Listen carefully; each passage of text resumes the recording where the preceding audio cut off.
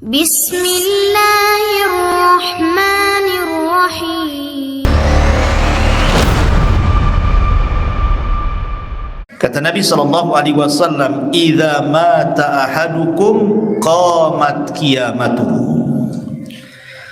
Kalau mati salah seorang di antara kalian berarti tegak kiamat kepadanya. Kematian itu sudah jelas. Kenapa? Karena Nabi SAW membatasi umur manusia itu antara 60 sampai 70 tahun saja. Jadi kita sudah kira-kira. Kata Nabi SAW, "A'maru ummati baina sittina wa sab'in." Usia umatku berkisar 60 sampai 70 tahun saja. Sedikit yang lewat dari situ. Sehingga kalau bapak-bapak sekarang sudah usia 50, 60, hati-hati itu. Karena Rasul membatasi umur manusia antara 60 sampai 70 tahun saja. Umumnya usia di bawah 70 itu sudah meninggal. Dan kita menyaksikan setiap hari ada orang meninggal. Jadi kalau orang mengingkari kematian itu bodoh.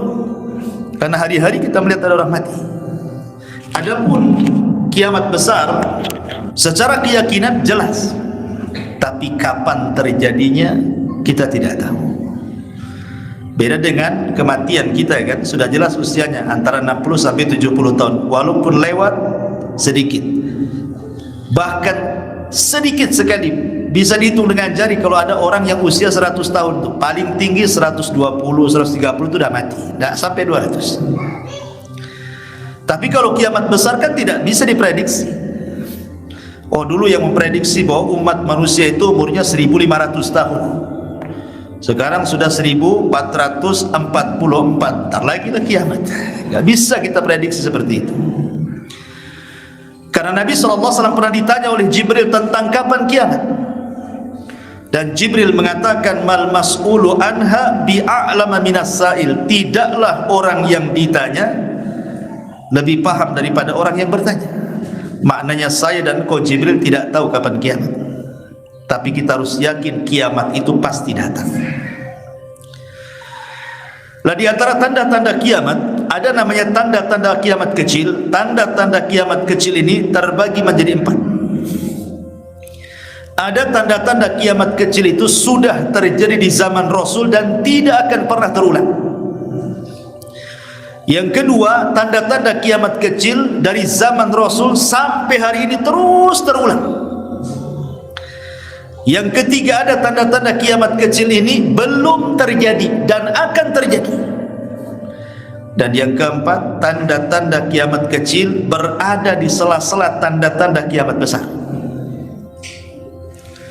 Yang pertama, tanda-tanda kiamat kecil yang sudah berlalu dan tidak akan terulang. Dan itu di zaman Nabi. Pertama, diutusnya Nabi. Diutusnya Nabi itu tanda kiamat kecil. Kata Rasul, ana was-sa'atu kahataini. Aku dan kiamat ini seperti ini. Kemudian beliau mengisyaratkan telunjuk dan jari tengah seperti ini, saking dekatnya. Diutusnya Rasul itu tanda kiamat. Kenapa? Karena tidak ada lagi Nabi setelah Rasulullah. Berarti dia Nabi terakhir, umatnya pun umat terakhir. Kalau sudah tidak ada Nabi, tidak ada umat lagi, kemana bumi ini? Hancur. Bukankah bumi ini untuk manusia? Kalau tidak ada manusia itu apa? Kiamatlah kan itu. Termasuk kematian Nabi juga tanda-tanda kiamat. Ataupun bulan terbelah dua, itu sudah berlalu di zaman Rasul dan tidak akan terulang. Kemudian juga wafatnya para sahabat, itu tanda-tanda kiamat juga. Kemudian tanda-tanda setelah Nabi SAW seperti terbebaskan Baitul Maqdis, dan itu pernah terjadi 2 kali kan. Pertama di zaman Umar bin Khattab, yang kedua di zaman Salahuddin Al-Ayyubi, dan itu sudah tidak terulang lagi sampai hari ini. Dan nanti di akhir zaman baru akan terulang, dikuasai Al-Mahdi, Muhammad bin Abdullah Al-Mahdi Al-Muntadhar. Kemudian istifadatul mal, harta melimpah, dan ini pernah terjadi di zaman Utsman. Sampai orang nolak-nolak sedekah. Kalau sekarang nolak-nolak orang kaya sedekah. Kalau dulu orang miskin yang nolak-nolak karena sudah kaya semua. Kemudian juga terjadinya perang dua kubu kaum muslimin antara kubu Ali dan Muawiyah yang disebut dengan perang Siffin, disusul dengan perang Jamal, disusul dengan perang Nahrawan dan perang-perang begitu. Kemudian munculnya Khawarij. Kemudian munculnya air dari negeri Hijaz, dan ini pernah terjadi pada tahun 654 Hijriah. Madinah pernah gempa, keluar api dulu ya, di zaman atau di tahun 654 Hijriah yang silam. Dan ini tanda-tanda kiamat yang disabdakan Nabi. Kemudian perang melawan At-Turuk. Turuk itu bukan Turki, tentara Mongol. Dan itu pernah terjadi di zaman Daulah Umayyah, melawan orang-orang Mongol. Kemudian juga terhentinya jizyah. Nah, ini tanda-tanda tidak akan terulang. Kalaupun nanti terulang, nanti di akhir zaman ya. Kemudian yang kedua, tanda-tanda yang terus terulang dari dulu, sekarang, dan akan datang, akan terus terulang di tanda-tanda kiamat kecil ini. Di antaranya wiladatul amati rabbataha, calon rumah besar. Tapi ini tanda-tanda kiamat kecil, di mana fitnah ini seperti qitaul lailil mudhlim. Ada orang yang paginya beriman, malamnya kufur, malamnya beriman, paginya kufur. Orang menjual agama murah gara-gara pernikahan, murtad. Gara-gara agama itu barang jualan ya. Dan ini terus terjadi seperti ini. Kemudian juga syuyul amni warraha, menyebarnya keamanan, ketentraman di negeri-negeri, enggak seperti dulu. Sekarang kan enak, cari makan enak, semua serba enak. Alamat bisa kita. Jangan bilang-bilang ya, akhirnya bilang-bilang. Itu amanah dengarnya enggak bisa kita. Ya. Kemudian taslimul khassa, salam hanya diberikan kepada yang khusus saja. Kalau jamaah masjidnya assalamualaikum, kalau jamaah masjid. Kalau dulu di pasar itu yang banyak laki-laki, sekarang yang banyak perempuan, atau perempuan laki-laki jadi satu di situ. Suami istri jualan. Harusnya istri di rumah, suami yang cari kerja kan, itu ya. Tanda-tanda kiamat juga ini. Kemudian kitmatus syahadatil haq, menyembunyikan persaksian yang benar di persidangan. Saksi lo tahu ini hak, dibilang batil, dibayar. Hakim harus memutuskan yang hak dibayar, jadi yang batil. Tanda-tanda kiamat. Kemudian juga zuhurul fuhsyi wal bukhli, tersebarnya kebakhilan di mana-mana. Kadang-kadang saya heran, di beberapa tempat tuh kalau saya safar itu masih ada aja celengan di tengah jalan. Rupanya saya bilang, ngapain ini celengan di tengah jalan? Lagi bangun masjid sebelah. Jadi minta uang sama yang pengendara. Pernah lihat ya, ada celengan di tengah jalan, rupanya ada pembangunan masjid sebelahnya. Kemana orang kaya di situ? Kemana? Rupanya saya lihat tuh masjidnya baru dibangun, rumahnya bagus-bagus di sekitar situ. Bakhil, ya kan? Kemudian juga ittikhadul adamul mubala'ati bimasdaril mali. Tidak peduli dengan mencari harta, dari halal kah dari haram, yang penting kaya.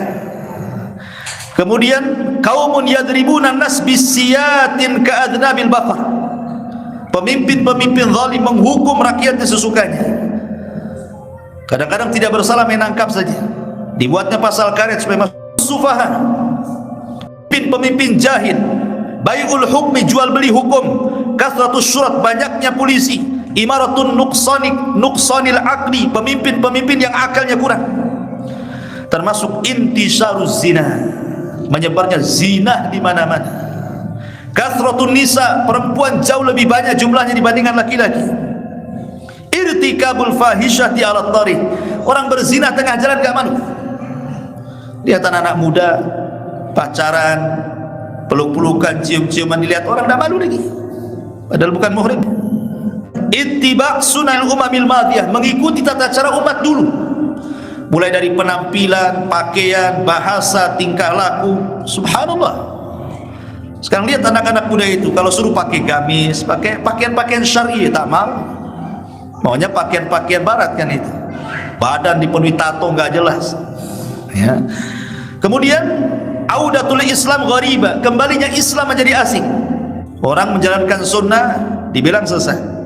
Orang sesat pula mengaku di atas sunnah. Macam-macam. Orang menegakkan tauhid dibilang syirik. Orang yang syirik pula kami di atas tauhid. Asing Islam ini. Nah, ini juga diantara dan banyak lagi. Saya tidak sebutkan, nanti habis waktunya. Kemudian yang ketiga, alamat belum terjadi dan akan terjadi dan pasti terjadi. Seperti kembalinya Jazirah Arab menjadi subur. Nanti sungai Efrat akan mengering dan akan tampak gunung emas. Semua rebutan emas. Tidak ada yang selamat kecuali satu orang. Di mana 3 khalifah akan berperang memperebutkan gunung emas itu, semua mati, yang selamat satu orang. Belum terjadi kan? Kemudian juga khasfun wa qadfun wa maskhun. Terjadi gempa yang menghancurkan negara-negara. Nah, sekarang lihat gempa di Turki, mungkinlah kan? Luar biasa gitu. Di negeri kita aja tengok, ya kan? Tsunami lagi. Qadfun, hujan batu belum terjadi. Hujan es adalah kan itu. Hujan batu belum lah. Kemudian maskhun, manusia dirubah menjadi binatang. Seperti di zaman Bani Israel dulu, orang-orang yang mencari ikan dari Sabtu dirubah jadi monyet. 3 hari mati. Dan akan terulang nanti. Apa yang dimaksud dirubah? Wataknya binatang atau orangnya jadi binatang? 2 kemungkinan. Kemudian fitnatul ahlas, Sarah dan Duhaimah. Kemudian muncul seorang laki-laki dari Qahtan. Kemudian muncul seorang laki-laki namanya Jahjah, dan begitu seterusnya. Ini belum terjadi dan akan terjadi dan pasti terjadi. Ya. Kemudian munculnya Imam Mahdi, belum terjadi. Walaupun di Medan kemarin ada orang juga ngaku Imam Mahdi. Bukan Imam Mahdi. Imam Mahdi itu dibaiat di Mekah, kenapa jadi ke Medan? Gak nyambung, ya kan? Kemudian khasful baida, terjadinya gempa ketika pasukan Syam tidak terima pembaiatan Imam Mahdi. Mereka mau nyerang ke Imam Mahdi ke Mekah. Sampai di antara Mekah dan Madinah ada tempat namanya Baido, terjadi gempa, masuk semua ke tanah. Belum terjadi. Karena itu terjadi setelah pembaiatan Imam Mahdi. Kemudian Hudnah. Terjadi Hudnah itu di mana kaum muslimin bekerja sama dengan orang-orang Nasrani, kemudian berperang melawan musuh-musuh entah siapa, pokoknya di luar daripada Islam dan Nasrani. Karena ini bergabung, Islam dan Nasrani ini bergabung memerangi musuh-musuh di luar itu dan menang. Tapi orang Nasrani berkhianat dan mengatakan ghalabas salib, kami yang menang. Maka orang Islam mengatakan balillah ghalab, Allah yang memenangkan, bukan engkau. Dibunuhnya Nasrani. Akhirnya terjadi pengkhianatan, terjadilah perang disebut dengan Malhamatul Kubra atau disebut dengan Armageddon. Orang Yahudi biasanya mengatakan begitu. Kita Al-Malhamatul Kubra. Kemudian Fathul Konstantinia, pembebasan Konstantinopel, dan begitu seterusnya. Ini belum terjadi. Tapi ada alamat-alamat kecil itu, dia itu di tengah-tengah alamat besar. Alamat kecil tapi berada di sela-sela tanda-tanda alamat besar. Seperti contohnya diangkatnya mushaf dalam satu malam. Ketika nengok ada mushaf, nggak ada tulisannya, hilang. Kemudian kalau dia hafal Quran, hilang semua hafalan di dadanya, sehingga tidak ada lagi mushaf, tidak tulisan, tidak hafalan. Dan itu di sela-sela tanda-tanda kiamat besar. Kemudian tarkul haji, haji tidak ada lagi, haji ditinggalkan. Dan itu setelah Isa bin Maryam meninggal. Ketika haji sudah tidak ada lagi yang melaksanakan, datang seorang laki-laki namanya Dzu Suwaikotaini. Dzu Suwaikotaini, karena dia pincang jalannya dari Habasyah. Dulu sama-sama dari Habasyah tuh. Abroha dari Habasyah juga kan, Ethiopia. Nyerang Ka'bah nggak jadi karena diserang Ababil. Tapi nanti dari Habasyah lagi datang namanya Dzu Suwaikotaini, yang pincang jalannya bawa pasukan menghancurkan Ka'bah sampai rata dengan tanah, diambil pembendaharaannya. Dan itu kejadian setelah Isa bin Maryam turun. Itu namanya di sela-sela tanda-tanda kiamat besar kan. Kemudian audatu ba'di qabailil Arab li ibadatil asnam, kembalinya orang Arab menjadi penyembah berhala. Makanya di antara pasukan Dajjal itu adalah orang-orang Arab jahil. Ya. kemudian penghancuran Ka'bah, kemudian banyak lagi. Itu intinya di sela-sela kiamat besar. Saya singkat-singkat saja. Baru setelah itu masuk ke alamat kiamat besar, dan itu ada 10. Bedanya, kalau tanda-tanda alamat kecil itu muncul, nanti hilang lagi, nanti muncul lagi, hilang lagi, muncul lagi. Tapi tanda-tanda kiamat besar beda. Kalau sudah muncul yang satu, hilang satu, muncul dua, hilang dua, muncul tiga, terus beruntun, tidak ada jeda-jedanya sampai kiamat dibangkitkan. Itulah bedanya. Makanya akan sulit orang bertobat itu ketika mendapatkan tanda-tanda kiamat besar, karena dia beruntun. Kalau tanda-tanda kiamat kecil kan ada jedanya dia setelah kita bertobat. Dan itu diawali dengan keluarnya Imam Mahdi. Kemudian Imam Mahdi berperang melawan orang-orang Nasrani di Malhamatul Kubra, kemudian atau disebut dengan Armageddon. Disitulah ketika kaum muslimin menang, dan itu perang terbesar dunia yang tidak ada perang setelahnya. Itu paling besar perang itu, sampai burung yang terbang aja jatuh, saking besarnya perang itu. Ada yang mengatakan perang ini kembali kepada perang di zaman Nabi, karena teknologi sudah tidak ada lagi berfungsi, mangkrak, nggak ada lagi bensinnya, hilang, kering semua tanah itu, nggak ada lagi petrol, nggak ada lagi. Sehingga kembali ke pedang, ke panah, ke tombak, ke kuda, ke unta, dan begitu seterusnya, ke bela diri gitu ya. Baru setelah itu khurujud Dajjal, muncul Dajjal. Dari mana muncul Dajjal? Dari negara yang mayoritas orang-orang Syiah. Mana? Iran, Khurasan. Khurasan itu negara yang mayoritas orang-orang Syiah di Iran sana, di Khurasan. Dajjal itu muncul di situ, ya, di Khurasan. Kemudian mengarah ke mana? Ke Asfahan. Mengarah ke Asfahan. Di situ sudah ditunggu 70.000 Yahudi. Asfahan. Di mana Asfahan? Di Iran. Kemudian matinya di mana Dajjal? Di negeri yang mayoritas Yahudi. Di mana? Babul Lud. Jadi muncul di negeri yang mayoritas Syiah, meninggal di negeri yang mayoritas Yahudi. Seolah-olah ada hubung kait Syiah dengan Yahudi di sini. Muncul dari situ, mati pula dari situ.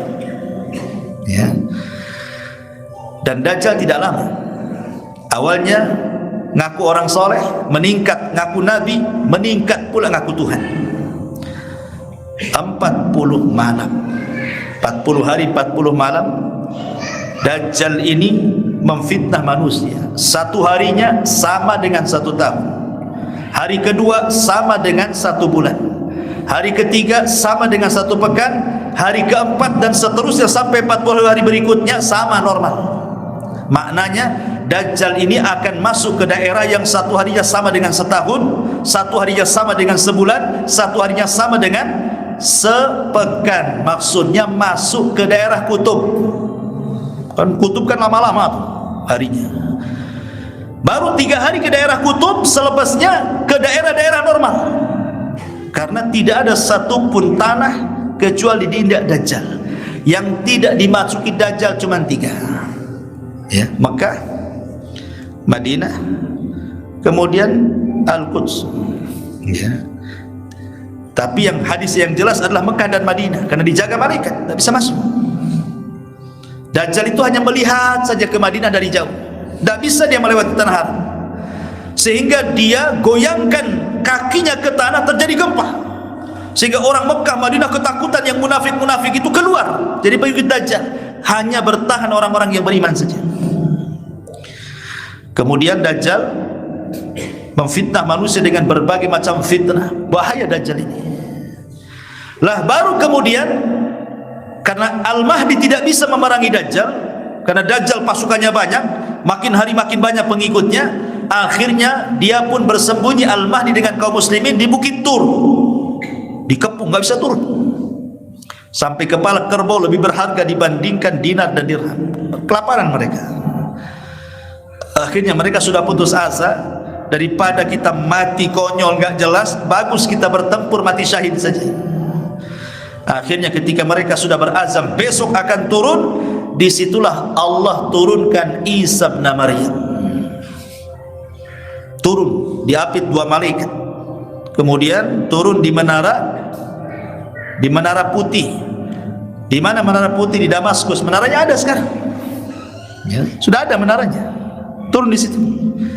Kemudian bergabung ke tentara Al-Mahdi di waktu tepat ketika muadzin setelah mengumandangkan azan, dia datang. Dan orang tahu itu Isa bin Maryam. Dari mana? Dari ciri-ciri yang disabdakan Nabi. Makanya Imam Mahdi mengatakan, taqaddam ya Ruhul Qudus, kau jadi imam. Kata Isa, tidak. Setiap kaum ada imamnya. Aku jadi makmum, kau jadi imam. Maka Isa pun jadi makmum mengikuti syariat Rasul, dan yang menjadi imam Al-Mahdi Al-Muntadhar Muhammad ibn Abdullah. Lah, dari sini bantahan kepada orang-orang Yahudi dan Nasrani. Pertama kepada orang Yahudi yang mengatakan bahwa Isa itu sudah kami bunuh, sudah kami salib. Maka Islam katakan Isa lo belum mati, belum disalib, belum dibunuh. Nih turun, ada orangnya. Bisa ditanya kan itu. Dan bantahan juga kepada orang Nasrani, kalau dia itu anak Tuhan, satu di antara 3 Tuhan, atau dia Tuhan itu sendiri. Masa Tuhan sholat di belakang Al-Mahdi lagi? Siapa yang disembah, siapa yang nyembah? Kok sholat pula kan gitu ya? Berarti dia bukan Tuhan, dia adalah hamba Allah dan Rasulnya. Selesai sampai di sini ya. Baru setelah itu Isa bin Maryam setelah sholat subuh dikumpulkan para tentara itu, kemudian diusap wajahnya satu-satu, kemudian menyebutkan manzilah dia di sorga. Subhanallah, bukan dikatakan kalian akan masuk sorga, tapi Isa menyebutkan kedudukannya di sorga. Tidak ada manusia yang lebih bahagia dibandingkan orang yang diusap Isa bin Maryam kali itu. Kemudian Isa mengatakan, aku beri kau 3 pilihan. 1, kalian tidak usah berperang. Aku akan berdoa kepada Allah supaya Allah mengirimkan pasukan yang bukan kalian, mereka yang akan menghancurkan Dajjal.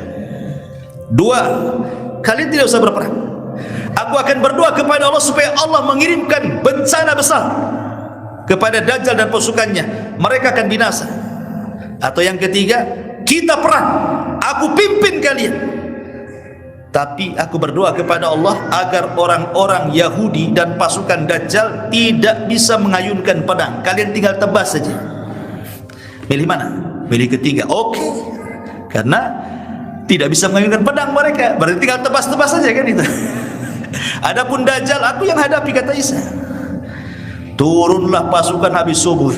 Dari sini ada jenderal Israel mengatakan, kalau seandainya kaum muslimin itu sholat subuh sebanyak sholat Jumat, pasti Israel kalah.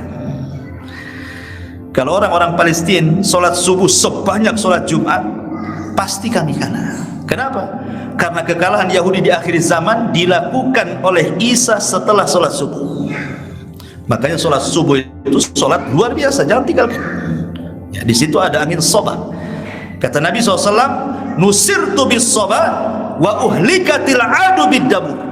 Aku ditolong dengan angin soba dan kaum Ad dihancurkan dengan angin sore. Akhirnya ketika kemudian mereka berperang, Dajjal tahu itu Isa, seperti lilin kena bakar, layu, lari dia, lari ke barat ke timur, dikejar sama Isa. Akhirnya mentok di Babi Lut. Isa mengeluarkan tombaknya, kemudian menombak Dajjal.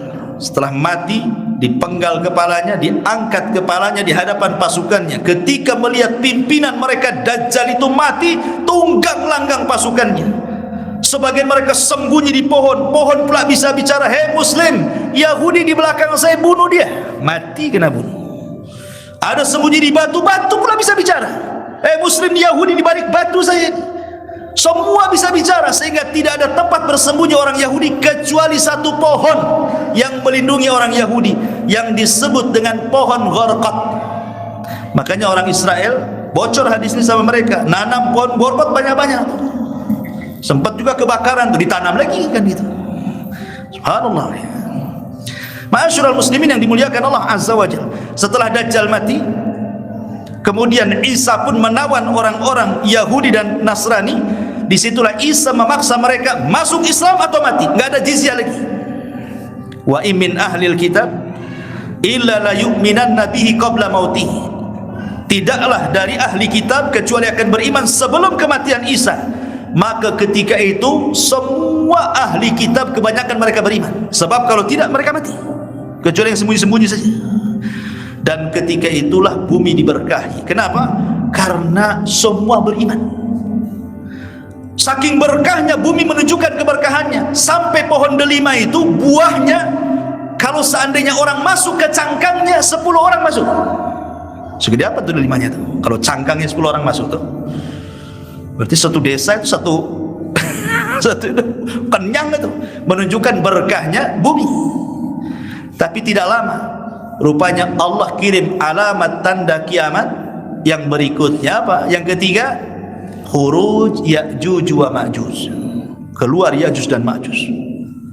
Benteng yang pernah dibangun Dzulqarnain jebol, sampai-sampai Allah mengatakan min kulli hadabin yansilun, mereka keluar seperti bah air yang turun dari gunung, saking banyaknya jumlahnya itu. Bayangkan jumlahnya itu, satu dari kita 999 dari mereka.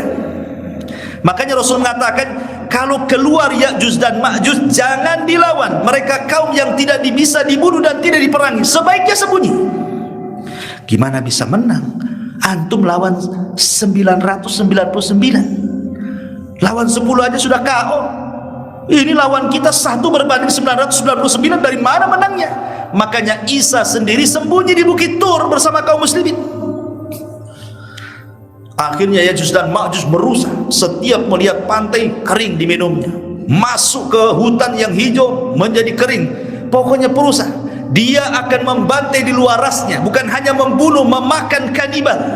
Sehingga ketika tidak ada ras kecuali Ya'juj dan Ma'juj di dunia ini, sombong mereka, merasa sudah menguasai bumi. Dia lihat ke langit, kemudian mengatakan qatalna fil ardi sanaqtuluhu man fis sama, katanya. Kami sudah bantai semua orang yang ada di bumi, sekarang yang di langit ku bantai juga, katanya.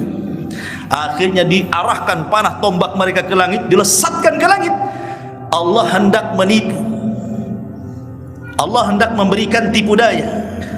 Silahkan kalian buat tipu daya, ya. Innahum yakiduna kaida wa akidu kaida. Kalian buat tipu daya, aku pun punya tipu daya. Allah buat tipu daya, dilesatkan, disedot panah tombak itu sampai ke awan, sampai nggak nampak lagi. Kemudian Allah kembalikan, di ujung-ujungnya seolah-olah ada darah, seolah-olah mereka sudah membunuh orang-orang yang di langit, makhluk yang ada di langit.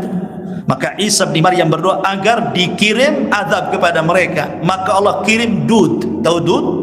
Dud itu ulat. Entah berapa jumlah ulat itu. Setiap Ya'juj dan Ma'juj dikirim satu ulat, kemudian menggigit tengkuknya. Satu mati, semua mati. Subhanallah. Kematian aneh. Ibaratnya nih, lampu listrik banyak di sini, ada 100 lampu nih. Kemudian stok kontaknya di sini. Jadi sekali stok kontak itu mati semua. Itu maksudnya. Paham enggak? Jadi satu mati, mati semua. Bayangkan azabnya Allah itu kepada Ya'juj dan Ma'juj. Akhirnya setelah Ya'juj dan Ma'juj mati, kan tidak ada tanah kecuali bangkainya. Bingung tuh gimana cara membersihkannya. Isa berdoa kepada Allah, datangkan burung sebesar unta, entah dibawa kemana bangkai-bangkai Ya'juj dan Ma'juj itu, ke laut mana, dicampakkan sana sampai bersih. Tapi tidak bersih juga. Ketika itu yang untung adalah hewan-hewan pemakan daging, gemuk mereka. Banyak bangkainya Ya'juj dan Ma'juj. Habis itu Allah kirim hujan membersihkan dan kembali lagi subur. Maka Isa kemudian sempat haji dan umrah, kemudian meninggal. Disinilah tidak ada orang haji datang Dzuswai kota ini menghancurkan Ka'bah, kemudian diserang oleh kabilah Himyar, menang, dan begitu seterusnya, panjang ceritanya. Yang jelas bahwa ketika kemudian Isa sudah meninggal, disinilah tiga tanda pertama yang berkaitan dengan bumi. Maka tanda kiamat pertengahan itu bicara langit, ya, ini yang pertama bicara bumi. Ini yang ketiga setelahnya bicara langit. Muncul dukhan yang Ramadan tahun kemarin tak jadi itu. Muncul dukhan, asap hitam pekat ada di langit. Semua semua menaungi. Kalau itu asap tersedot kaum muslimin paling pilek. Tapi kalau disedot orang kafir bisa mengeluarkan darah, kesakitan yang luar biasa. Manusia berdoa dan mengatakan, Rabbana kshif 'annal adzab inna muqinun. Ya Rabb, tolonglah singkaplah ini dukhan ini, asap tebal ini. Kami yakin akan beriman. Akhirnya Allah angkat azabnya, tak beriman juga. Ketika itulah, ketika mereka sedang nyenyak tidur di pagi hari subuh, orang beriman biasa ke masjid salat subuh. Tapi orang kafir, munafik, orang fasik enggak bangun dia. Ketika mereka harus bangun matahari terbit, matahari pula tak terbit. Ditunggu sampai zuhur tak terbit. Ditunggu sampai asar tak terbit. Ditunggu yang harusnya matahari terbenam tiba-tiba muncul. Dari mana? Arah barat. Ketika itulah manusia satu dunia menangis. Yang nyembah berhala dicampakkan berhalanya. Yang maksiat berhenti maksiatnya, yang tidak solat. Semua orang jadi baik. Tapi apa manfaatnya? Ketika matahari terbit dari arah barat, walaupun ada campakkan berhala, tidak akan diterima. Karena tobat sudah tertutup di situ. Percuma lagi. Baru setelah itu 3 hari berturut-turut matahari terbit dari arah barat. Selepas itu sudah nggak ada lagi, normal kembali. Datang binatang yang disebut dengan dabatun minal ard. Tugasnya menstempel. Dia tidak merusak, dia tidak membunuh, dia tidak memfitnah agama. Tugasnya hanya stempel saja. Kalau ada orang kafir, dijedatnya di stempel, gosong. Ya. Kalau orang mukmin juga di stempel, bercahaya wajahnya. Sehingga ketika itu nampak mana mukmin mana kafir, karena setiap wajahnya ada stempelnya. Dan ketika itu nama-nama manusia hilang, orang sudah tidak dipanggil nama, tapi dipanggil ya mukmin ya kafir. Mau pergi kemana Fir? Mau ke pasar Min. Itu aja, nggak tersinggung, nggak ada yang tersinggung. Tapi orang sekarang, orang kafir kita katakan kafir, yang tersinggung bukan orang kafir, orang yang mukmin yang tersinggung.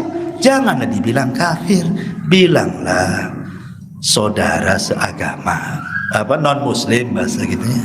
Bilang non muslim, jangan kafir, keras sekali. Yang bilang kafir loh Allah dalam Quran. Lam yakunil ladina kafaru, jelas tuh kafir. Lam yakunil non muslim, gimana itu bahasanya? Susah juga Quran mau dibilang muslim, ya. Lah setelah kemudian dabatul ardi ini hilang, mati, maka alamat berikutnya alamat kehancuran. Khasfun bil masyriq. Tiba-tiba ada gempa yang menghancurkan negara-negara yang ada di timur. Orang-orang yang ada di barat bingung, kok di timur ada gempa menghabiskan negara-negara di timur. Setelah itu disusul gempa dari negara-negara barat, hancur semuanya. Terakhir gempa di Jazirah Arab. Ini sudah 9 tanda. Gempa 3 kali. Yang terakhir, keluar api tiba-tiba, negeri Yaman Aden itu belah. Muncul api dari perut bumi. Kemudian api ini makin besar, makin besar, makin besar. Kemudian dari Hijaz, Mekah dan Madinah juga sama, keluar api. Bersatulah 2 api besar ini, api Hijaz dan api Aden Yaman. Untuk apa? Digiringnya manusia. Kemana aja ini api ini berjalan. Kalau manusia pamannya malam istirahat, maka apinya juga diam. Nanti kalau sudah siang apinya berjalan lagi. Ya nggak mungkin kita dekati api, pasti kita akan pergi, terus didorong sampai akhirnya manusia berkumpul di satu tempat namanya Syam. Syam itulah Ardul Mahsyar, tempat berkumpul terakhir manusia. Namun sebelum terjadi kiamat, Allah kirim angin yang sangat sejuk sepoi-sepoi, kemudian menerpa setiap ketiak orang yang memiliki iman sebiji dzarah, maka akan mati. Ketika tidak ada lagi orang yang beriman dan yang hidup adalah seburuk-buruk orang manusia, maka Rasul mengatakan la taqumus sa'ah illa ala syiraril khalqi. Tidak akan tegak hari kiamat kecuali akan menghancurkan seburuk-buruk manusia. Dari sini kita tahu kiamat itu hanya dirasakan orang kafir. Orang yang beriman tidak akan terkena kiamat karena sudah mati duluan. Hanya orang kafir yang akan merasakan tiupan sangkakala Israfil. Rasul pernah suatu ketika tidak enak tidur, tidak enak makan, tidak ada minum, termenung, melamun, sedih. Sahabat bertanya, ada apa wahai Rasul? Maka Rasul mengatakan, kaifa un'am wa qad iltaqama sahibu qarnin qarna. Gimana aku bisa tenang hidup, bisa bahagia hidup? Aku sudah melihat Israfil meletakkan moncong sangkakalanya, tinggal tiup saja menunggu izin Allah Azza wa Jalla. Jadi Israfil itu sudah mulai meletakkan sangkakalanya ketika Rasul diutus. Sebelumnya tidak diletakkan. Ketika Rasul diutus mulai diletakkan. Karena Rasulullah Nabi terakhir dan umat Islam umat terakhir. Setelah itu kiamat. Ma'asyiral muslimin yang dimuliakan Allah Azza wa Jalla. Setelah kemudian berlalu tanda-tanda kiamat besar, kemudian berlalu tanda-tanda kiamat kecil, kemudian tanda-tanda kiamat besar, disinilah terjadi kiamatul kubra. Idza zulzilatil ardu zilzalaha. Apabila bumi digempakan sekali gempa. Allah nisbatkan zilzalaha, ada haknya di situ.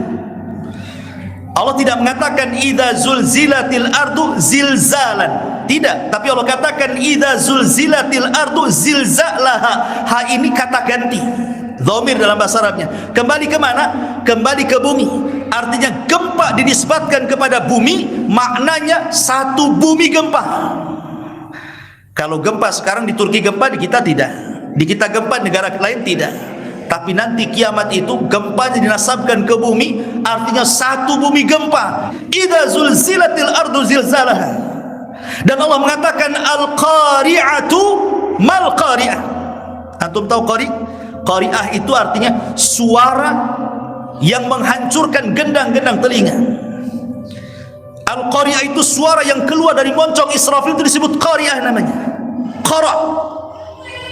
Ini suara menimpa apapun menghancurkannya.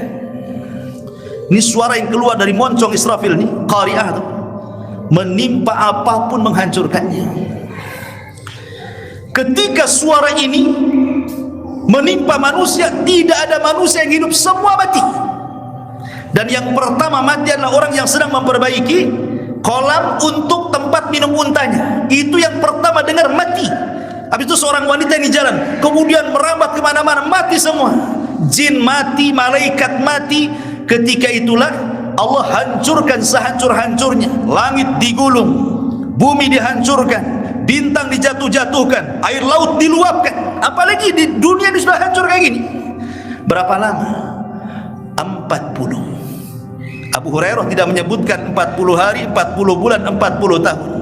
Abu Hurairah 40 tahun, kata Abu Hurairah, fa'abaitu, aku enggan menjawabnya. 40 bulan Abu Hurairah, fa'abaitu, aku enggan menjawabnya. 40 hari wahai Abu Hurairah, fa'abaitu, aku enggan menjawabnya. Pokoknya 40, bisa 40 hari, bisa 40 bulan, bisa 40 tahun. Itulah hari di mana dunia, alam semesta dihancur-hancurkan Allah. Hancur lebur. Langitnya, buminya, alam semestanya. Semua hancur. Kecuali makhluk-makhluk yang dikecualikan tidak hancur. Seperti apa? Ruh. Ruh tidak akan hancur. Ruh, kalau dia seorang mukmin diletakkan di Iliyin. Kalau ruhnya orang kafir diletakkan di Sijin. Kemudian yang kedua, tulang ekor manusia tidak akan hancur. Walaupun tidak bisa dilihat kecuali oleh alat pembesar atau alat-alat khusus. Tapi tulang ekor manusia tidak akan hancur. Karena manusia akan dibangkitkan dari tulang ekornya. Walaupun kecil tidak bisa dilihat, tidak akan hancur. Ya, termasuk sorga tidak akan hancur. Dan ada makhluk-makhluk yang Allah tidak hancurkan saat terjadi kiamat selama 40 itu. Ketika manusia mati, jin mati, malaikat mati, maka Allah memanggil malakul maut dan mengatakan, man baki? Ada yang masih hidup? Kata malaikat maut, ada. Jibril, Mikail, Israfil. Kalau gitu cabut nyawa 3 malaikat itu. Karena ini pemimpin malaikat. Pemimpin malaikat itu 4. Jibril ketuanya, kemudian Mikail, Israfil, malakul maut. Ini pemimpin malaikat. Ini yang masih hidup. Ketika Allah bertanya kepada malaikat maut, man baki, siapa yang tersisa? Jibril, Mikail, Israfil. Cabut nyawa mereka. Akhirnya dicabut semuanya. Kemudian datang lagi menghadap Allah, man baki, siapa yang tersisa? Kata malakul maut, tidak ada illa abdukal fakir, kecuali hambamu yang fakir ini. Kalau gitu mati kau, katanya. Mati juga dia. Gak ada yang hidup. Manusia mati, jin mati, malaikat mati. Disitulah Allah subhanahu wa ta'ala berfirman, limanil mulkul yaum, limanil mulkul yaum, milik siapa dunia ini, milik siapa alam semesta ini? Tidak ada yang jawab. Siapa yang jawab? Malaikat mati, jin mati, manusia mati. Akhirnya Allah jawab sendiri, lillahil wahidil qahar, alam semesta ini milik yang satu, yang maha perkasa dan maha kuasa, maliki yaumiddin. Itulah makna daripada surah Al-Fatihah itu, maliki yaumiddin, raja di hari kebangkitan. Maliki yaumiddin, limanil mulkul yaum, milik siapa kerajaan ini? Lillah, milik Allah, al-wahid yang maha esa, al-qahar yang maha perkasa. Baru setelah itu Allah bangkitkan Israfil untuk meniup sangkakala kedua kali. Maka Israfil meniup sangkakala kedua kalinya, disitulah disebut dengan yaumul ba'thi wan nusyur, hari di mana manusia dibangkitkan. Hari di mana manusia dibangkitkan, bangkit semua manusia. Jadi tulang-tulang ekor itu dari sejak Adam sampai yang terakhir mati, Allah turunkan hujan. Allah turunkan hujan. Air hujan itulah kemudian menembus setiap tulang ekor semua manusia yang hidup sejak zaman Adam sampai yang terakhir mati. Tiba-tiba dari tulang ekor itu tumbuh seperti kacang tumbuh, jadi manusia lagi. Tulangnya kembali, dagingnya kembali, tapi masih mati. Kemudian Allah katakan, wa alqat ma fiha wa takhallat, kami angkat jasad-jasad di dalam bumi itu, dilempar ke permukaan. Wa akhrajatil ardu athqalaha, kami keluarkan beban-beban berat bumi, maksudnya manusia-manusia, sehingga jasad bergelimpangan di mana-mana. Dan itu sudah Allah ganti bumi yang kita pijak dengan bumi mahsyar, yauma tubaddalul ardu ghairal ardi. Pada hari kami hancurkan bumi dan kami ganti bumi dengan bumi yang baru. Bumi yang baru itu tidak seperti bumi lama, tapi bumi padang mahsyar, bumi ini juga yang kita pijak, cuman dibentuk dengan bentuk yang berbeda. Kalau sekarang bumi yang kita pijak itu ada yang meninggi, ada yang merendah, ada bukit, ada gunung, ada lembah. Nanti ketika Allah hancurkan sehancur-hancurkan bumi ini, kemudian Allah hamparkan, Allah hempaskan sehingga rata, sudah tidak ada lagi bukit, tidak ada lagi gunung, tidak ada lagi lembah, semua rata. Dan tidak ada maklam, tidak ada tanda. Tidak ada tanda mana desa, mana kecamatan, mana kelurahan, mana kabupaten, enggak ada lagi. Enggak ada lagi tanda-tanda jalan. Enggak ada lagi. Semua putih. Sehingga tidak bisa mengklaim ini kapling saya. Mana surat kaplingnya? Enggak ada. Karena putih semua. Disitulah manusia, ma'asyiral muslimin, yang dimuliakan Allah Azza wa Jalla. Allah katakan di dalam Al-Quran, wa idzan nufusu zuwizat, apabila ruh-ruh dilesatkan dari tempat-tempatnya, iliyin, semua ruh keluar dari sijin, semua ruh keluar. Disitulah manusia dibangkitkan oleh Allah subhanahu wa ta'ala. Yuhsyarun nas yaumal qiyamah khufatan uratan ghurlan buhman, dibangkitkan telanjang, tidak pakai pakaian, tidak pakai sandal, kembali tidak dikhitan, dan tidak membawa harta satupun di badan. Lalu apa yang disombongkan? Semua sama. Mau presiden bangkit, menteri bangkit, tukang ojek bangkit, sama, telanjang, nggak pakai sandal, kembali tidak dikhitan, tidak bawa harta di badan. Itulah yang disebut dengan hari kebangkitan. Ma'asyiral muslimin yang dimuliakan Allah Azza wa Jalla. Ketika itu manusia tidak lagi berfikir kepada siapapun. Ketika itu manusia tidak berfikir kepada siapapun. Dia tidak ingat bapaknya, tidak ingat ibunya, tidak ingat pasangan, tidak anak-anaknya. Bingung.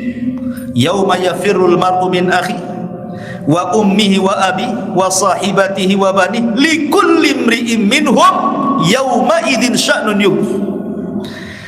Orang lari dari saudaranya, lari dari pasangannya, lari dari ibu bapaknya, lari dari anaknya. Orang sibuk masing-masing.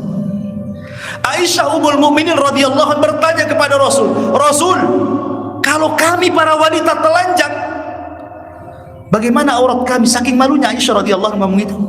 Lalu enak kali laki-laki memandang aurat kami kelak pada hari kebangkitan. Kata Rasul, "Ya Aisyah, sesungguhnya hari itu hari yang sangat besar. Orang tidak mungkin mikir orang lain." Ketika itulah Allah contohkan dengan dua binatang. Pertama Allah contohkan dengan laron. Tahu laron? Laron itu kalau ada lampu datang berkerumun dia di situ. Itu laron namanya. Allah mengatakan al-qari'atu mal qari'ah wa ma adraka mal qari'ah yauma yakunu nas kal farash. Farash itu laron yang berhamburan, mabsus. Lihat terbangnya laron. Gimana coba lihat. Laron kalau terbang itu aturan enggak? Enggak ada aturan. Ditabraknya kawan sendiri, jatuh semua sayapnya, besok dia pula jatuh juga. Enggak ada laron itu tahu lalu lintas, tabrak-tabrak aja dia. Enggak tahu dia. Kemudian yang kedua, kal jaradil muntashir, seperti belalang yang terbang. Apa maksudnya? Kenapa Allah mengistilahkan dengan dua binatang ini saat kebangkitan manusia? Saat manusia pertama bangkit, Allah istilahkan dengan laron. Karena orang itu bingung, yang dari timur ke barat, yang dari barat ke timur, utara ke selatan, bingung lari semua ke sana kemari, enggak ingat siapapun. Seperti laron, enggak jelas. Lari sana, lari sini. Kecuali orang-orang yang beriman, mereka akan diam di tempat, dibangkitkan di situ. Adapun orang-orang kafir, mereka mengatakan, "Ya wailana, man ba'atsana mim marqadina." Dalam surah Yasin, celaka kami, siapa yang membangkitkan kami ini, katanya. Kami sudah tidur enak, dibangkit-bangkitkan pula. Bingung mereka. Dijawab oleh orang-orang yang beriman dan mengatakan, orang-orang yang beriman, ketika orang kafir mengatakan ya wailana man ba'atsana mim marqadina, orang-orang yang beriman mengatakan hada ma wa'adar rahman wa sadaqal mursalun. Ini janji Allah, sudah benarlah apa yang dijanjikan para rasul pada kami. Makanya orang-orang yang beriman sedikit tenang. Di sampingnya keluarga-keluarga yang beriman masih berkumpul di sekitar situ. Walladzina amanu thumma walladzina amanu wattabatum walladzina amanu thumma, gimana itu ayatnya? Dulu lupa. Dan orang-orang yang beriman kemudian diikuti keimanannya kepada keluarganya. Alhaqna bihim dzurriyyatahum. Kami kumpulkan yang beriman itu.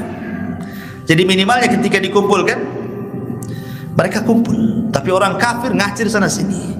Baru setelah itu ada panggilan di satu titik, maka mereka diistilahkan kal jarad, seperti belalang. Baru aturan. Pamannya ada panggilan sebelah sana, semua bergerak ke sana. Makanya Allah istilahkan yang kedua dengan kalimat al-jarad, seperti belalang. Sebab kalau belalang bersama koloninya, itu kalau terbang ada aturannya. Lain dengan laron, nggak ada aturannya. Maka kemudian ada panggilan di satu titik, sehingga Allah mengatakan dalam sebuah ayat tentang panggilan ini,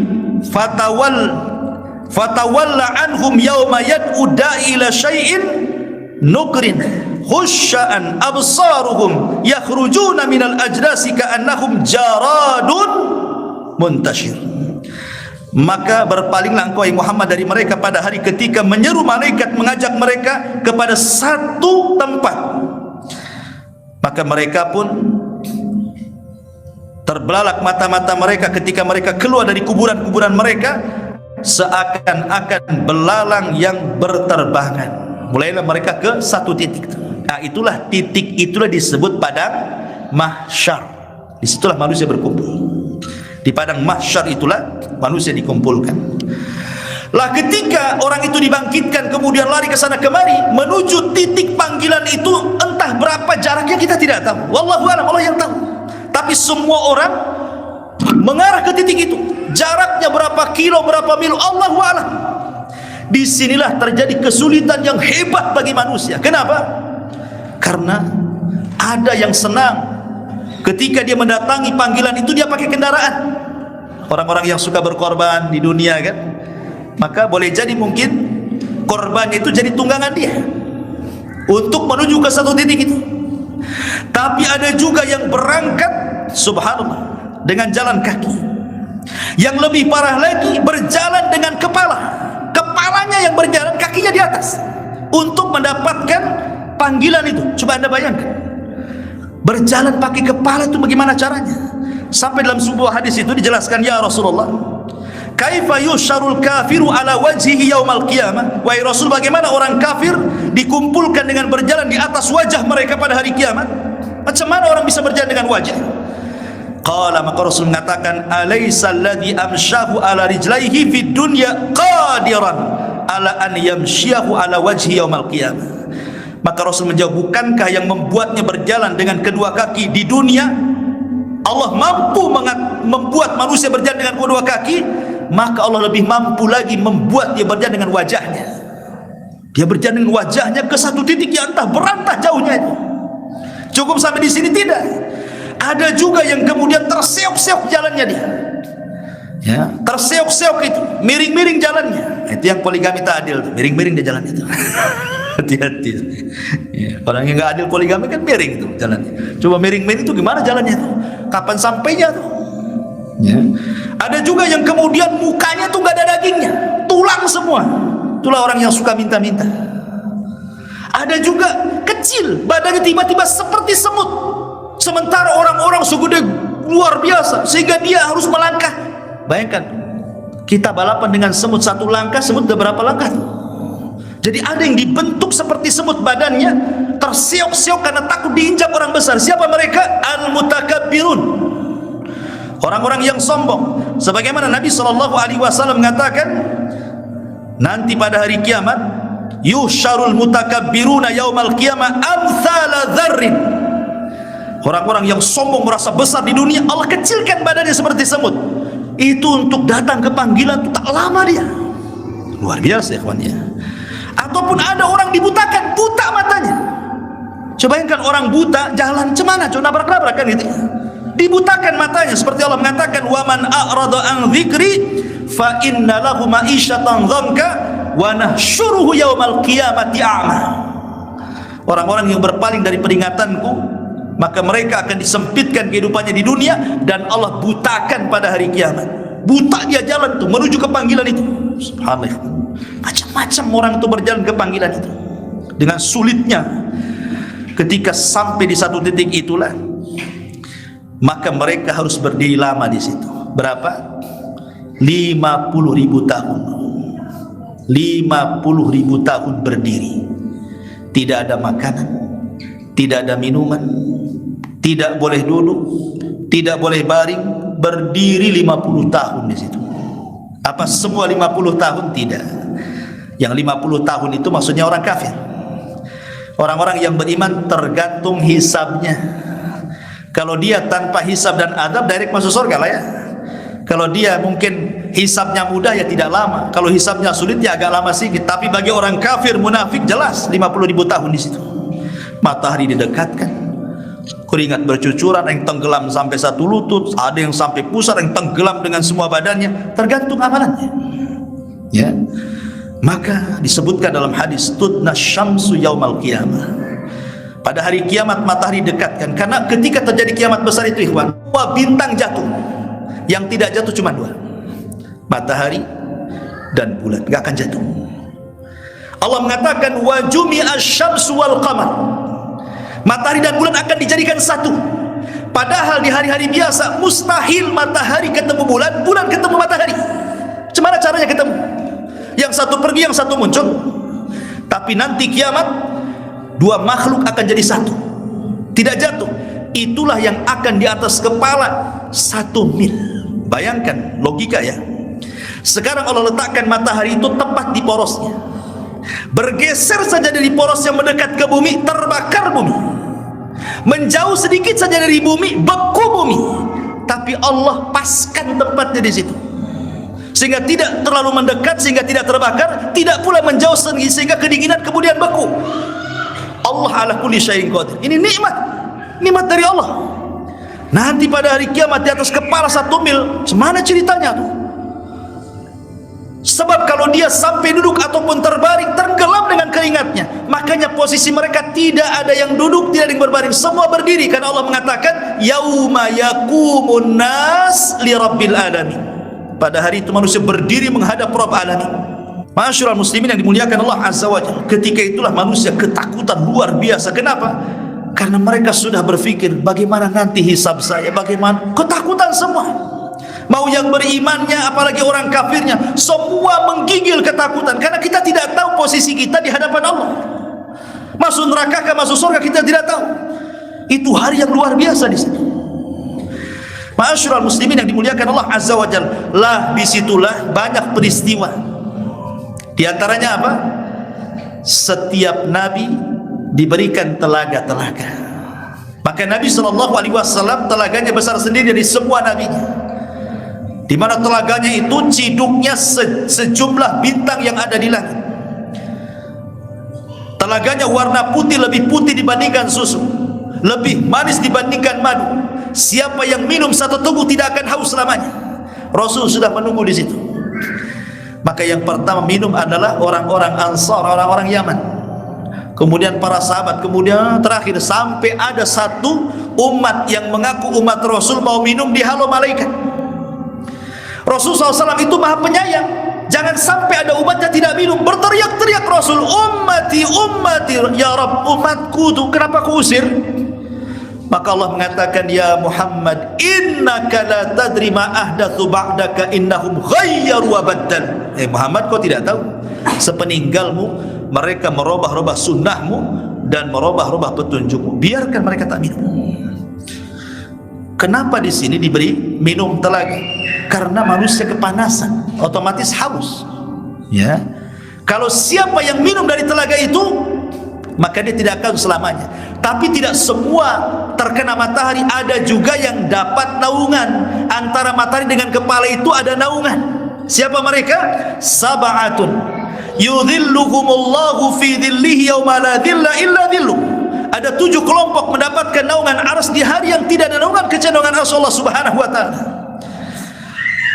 Siapa mereka? Imam yang adil. Sebutkan gitu kan, 7 orang itu. Orang yang bersedekah tangan kanan, tangan kiri tak tahu. Orang yang malam-malam bangun tidak ada yang tahu kecuali dia dengan Allah, dia menangis. Ada orang-orang yang hendak berzina, takut berzina, kemudian dia bertobat. Ada orang yang macam-macam yang dapat naungan itu. Jadi tidak semua tuh kena matahari gitu. Lah ketika itulah kemudian setelah manusia bingung, ini harus ngapain kami di sini? Maka mereka mulai mendatangi para nabi mereka. Manusia berkumpul dengan orang-orang berakalnya. Ayo kita datang kepada Nabi Adam. Cobalah Adam ngomong sama Allah. Datanglah mereka semua kepada Adam. Ya Adam, anta abul bashar. Adam, kau ini bapak manusia. Isfa' lana ila rabbik. Mintalah syafaat kepada Rabbmu untuk kami. Ala taro ila ma nahnu fi. Tidakkah kau melihat iba kami susah di sini? Tapi Adam mengatakan, nafsi, urus diri kalian, aku tidak bisa. Karena Allah pernah murka kepadaku dengan murka yang belum pernah murka sebelum dan sesudahnya. Aku dah makan buah larangan, diusir dari surga, tidak bisa. Urus diri kalian. Datang ke Nuh sana. Orang datang ke Nuh. Ya Nuh, isfa' lana ila rabbik. Ala taro ila ma nahnu fi. Nuh, mintalah syafaat kepada Rabbmu. Gimana nasib kami ini? Tengok kami, masa kau tidak iba? Kata Nuh, aku tidak bisa. Tidak bisa menolong kalian. Nafsi, urus diri kalian. Aku pernah berbuat dosa, tidak bisa. Aku pernah berdoa kehancuran kaumku. Rabbi la tadhar 'alal ardi minal kafirin dayara. Ya Allah, jangan ada satu jiwa di permukaan orang kafir hidup, katanya. Aku sudah berdoa kehancuran kaumku. Enggak usah. Datang kau ke Ibrahim, katanya. Datang semua kepada Ibrahim. Ya Ibrahim, anta Khalilur Rahman, isfa' lana ila rabbik. Ala tara ila ma nahnu fi. Hai Ibrahim, minta syafaat kepada Rabbmu. Tidakkah kau iba melihat kami? Maka Ibrahim mengatakan, nafsi, urus diri kalian. Aku tidak bisa, karena aku pernah berdusta dengan 3 kali dusta. Maksudnya 3 kali dusta ini, pertama berdusta kepada ayahnya. Ketika ayahnya ngomong, Ibrahim kecil-kecil itu, masih remaja, Ibrahim, ini Namrud buat acara, ayo kita datang. Kata Ibrahim, enggak, ini sakim, aku lagi sakit. Padahal sehatnya. Karena Ibrahim merencanakan apa? Menghancurkan patung. Ya, pura-pura dia sakit. Bapaknya berangkat sendiri. Bapaknya berangkat, sehat dia.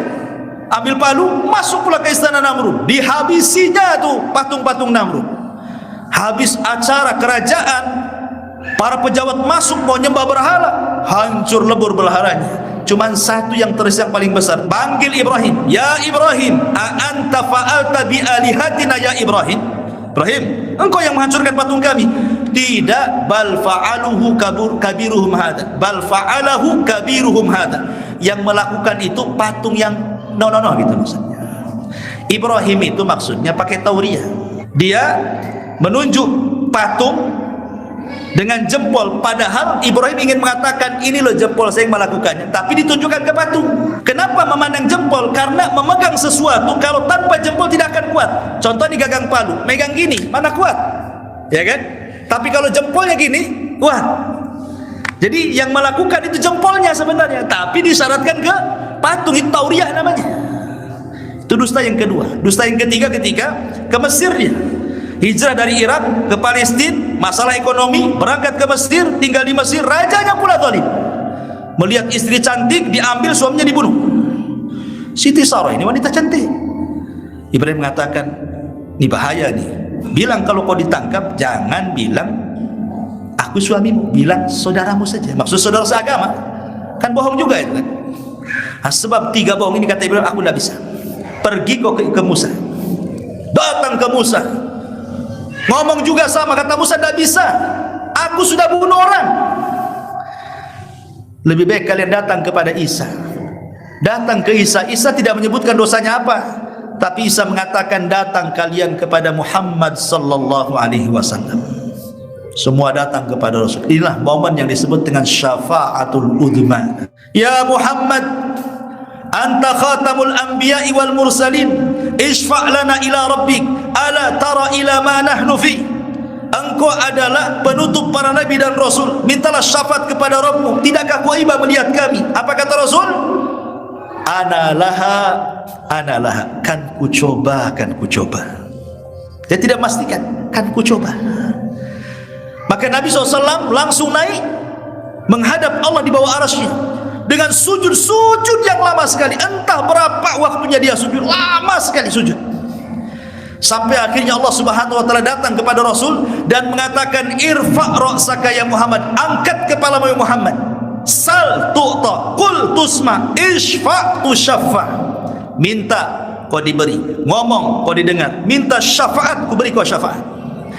Dari situlah Rasul meminta syafaat, 7 syafaat. Salah satunya, selamatkan orang-orang yang dalam hatinya ada mithqalu dzarratin minal iman, sedikit dari keiman. Itu disebut syafaatul uzma, syafaat khusus bagi Nabi.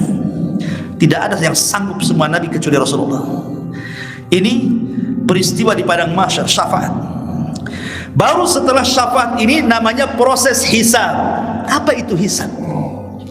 Saya mentartib seperti ini mengambil beberapa ulama muhakkikin, karena urutan kiamat ini tidak bisa dipastikan ya kawan. Mana duluan, mana belakangan, kita tidak bisa, ini perkara gaib. Cuma saya mengambil fatwa daripada Syekh Al-Syekh, ya, ketika beliau menjelaskan tentang tartibnya seperti ini. Menurut ulama muhakkikin begini tartibnya, tapi kepastiannya kan tidak bisa, namanya perkara gaib, yang mana duluan satu, yang mana enggak, wallahu a'lam. Cuma mengambil pendapat ahli tahqiq seperti ini urutannya. Baru setelah syafaat terjadi hisab. Yang pertama adalah ardul a'mal. Ardul a'mal itu maksudnya amalan ditampakkan kepada manusia.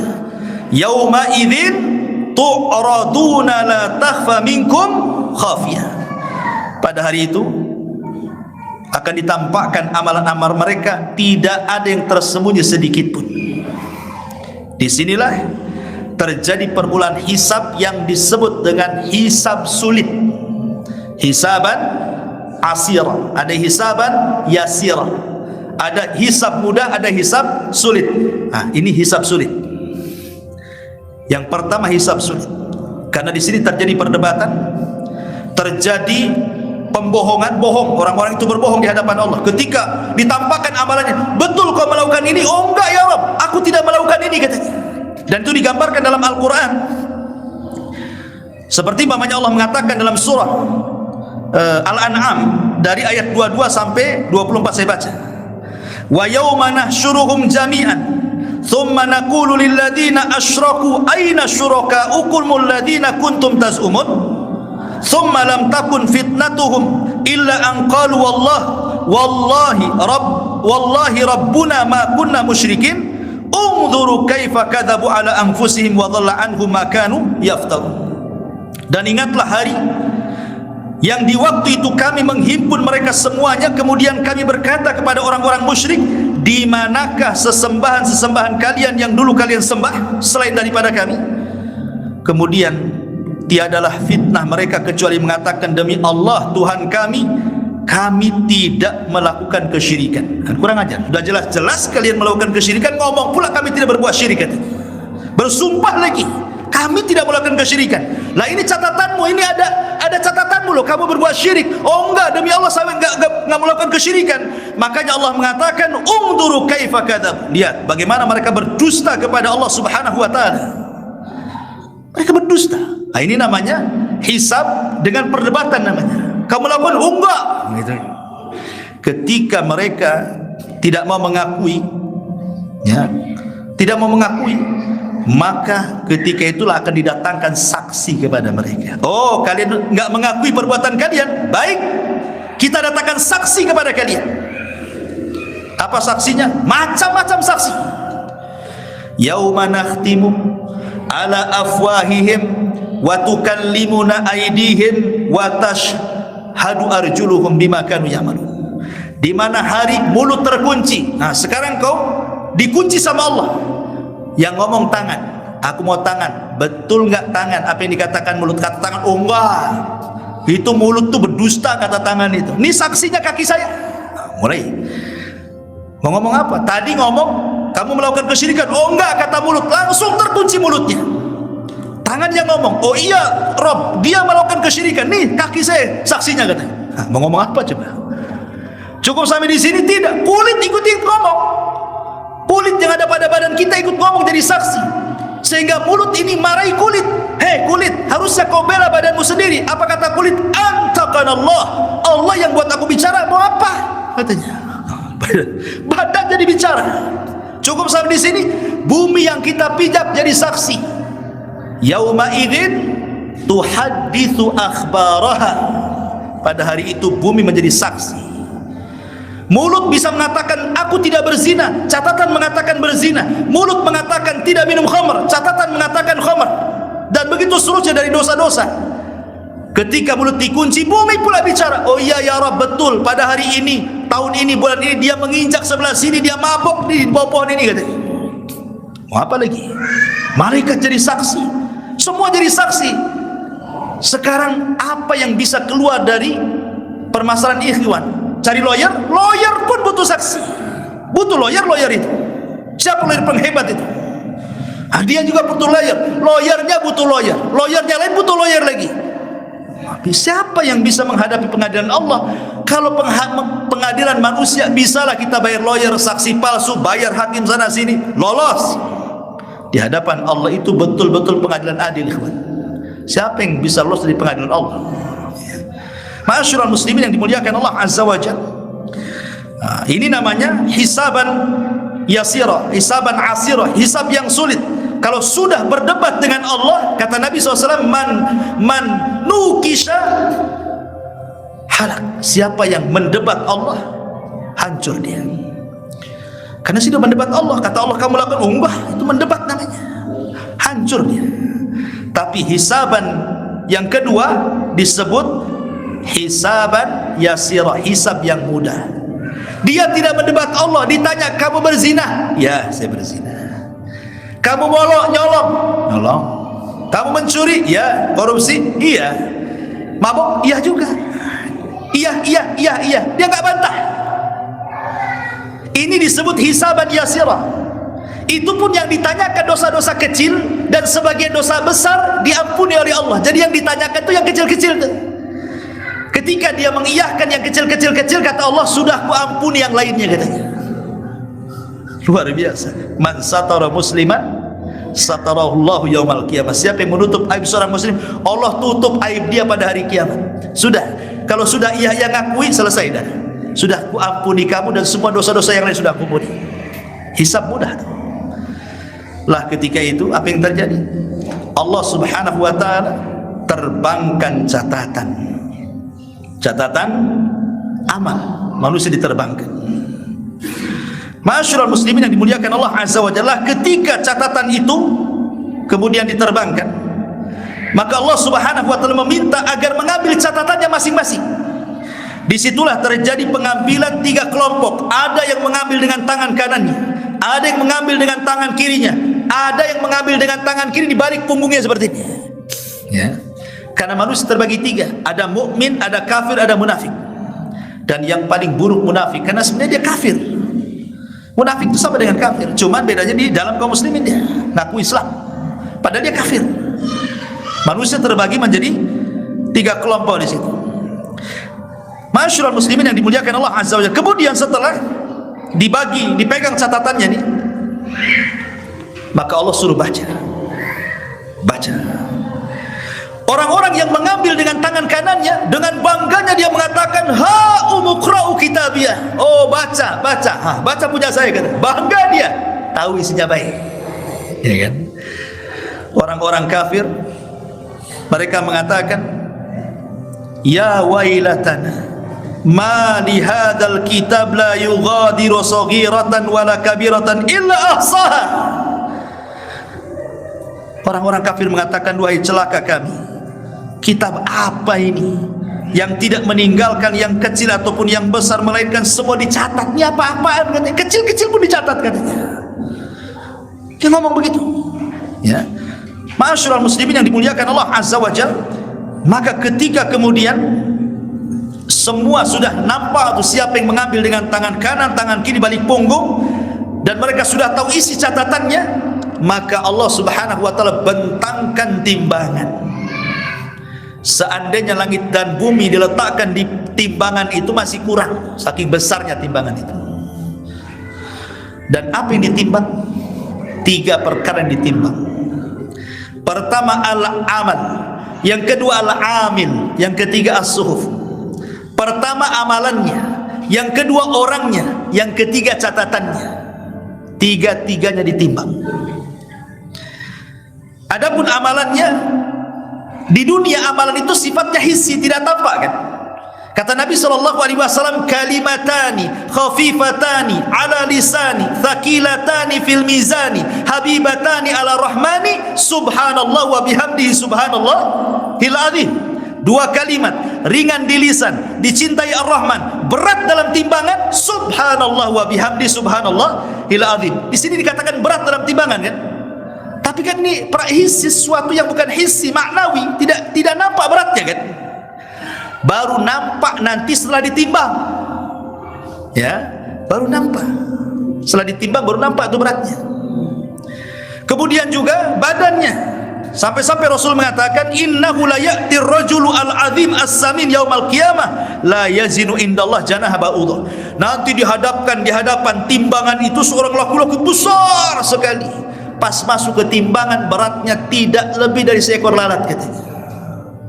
Kalau memang badan gemuk itu memberatkan timbangan, banyak-banyak makan itu, pagi, siang, sore, malam, habis bangun lagi.